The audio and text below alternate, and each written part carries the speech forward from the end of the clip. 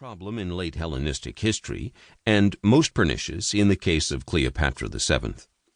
And, as always, women, regardless of their importance, tend to be faint or virtually non-existent in the narrative. As before, the author wrote the book in his study in Santa Fe, having conducted research in the Harvard College Library and the Library of the University of California at Berkeley, as well as utilizing the excellent interlibrary loan services of the Ohio State University. He would particularly like to thank the Emeritus Academy of the Ohio State University for grant support.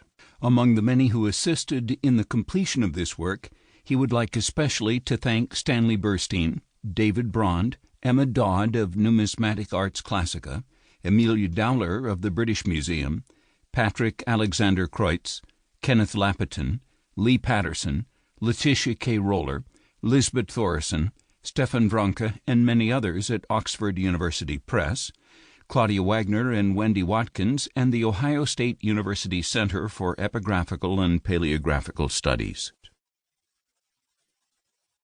Introduction.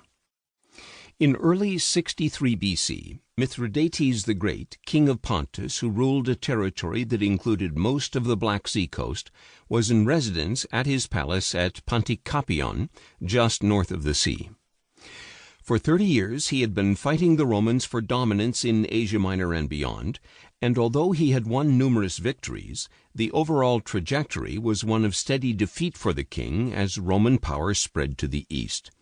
He had been forced to abandon his traditional capital of Sinope on the south shore of the sea and retreat to the farthest corner of his kingdom at Pantikapion, one of the most remote cities of the Greco-Roman world, where winters were unimaginably cold and the barbarian threat was ever present.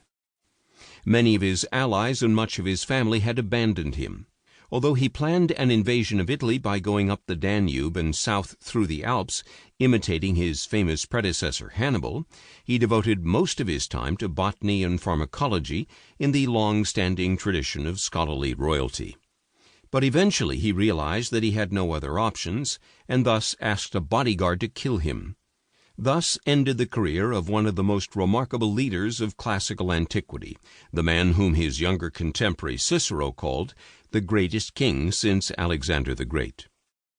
Mithridates, the sixth king of Pontus to bear that name, is the best known and last ruler of a dynasty that extended back to the early 3rd century BC, and his ancestor Mithridates I, the founder. Mithridates I was a product of the world after the death of Alexander in 323 BC. Alexander had left no plans for the organization of his vast empire, and thus there were 40 years of political maneuvering, often violent, as the territories that he had left coalesced into 3 major kingdoms and several minor ones, which extended from the Greek peninsula to India. One of these was Pontus. Part 1 of this study examines the Pontic kingdom from its origins in the generation after Alexander to the death of Mithridates V around 120 BC.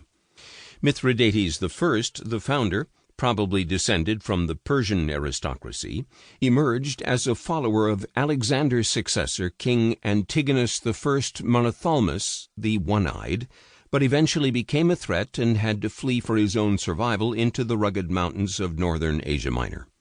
He declared himself king at some time early in the 3rd century BC and began to rule a sprawling, unorganized territory that eventually became the Kingdom of Pontus, establishing his capital at his new city of Amasea on the Iris River.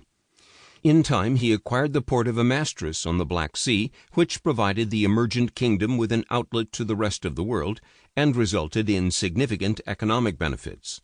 The founder survived until 266 BC, when he was succeeded by his son Ariobarzanes. Ariobarzanes, who ruled for a decade, is little known. His son Mithridates II was the first to establish the international profile of the Pontic state. He participated in a collective effort to give aid to the island of Rhodes after an earthquake in the early 220s BC, and, more importantly, married the Seleucid princess Laodike IV. The Seleucids were one of the major empires that had been established after the death of Alexander, and the largest territorially, extending at their peak from the Aegean to India, and their acceptance of a dynastic marriage with the king of Pontus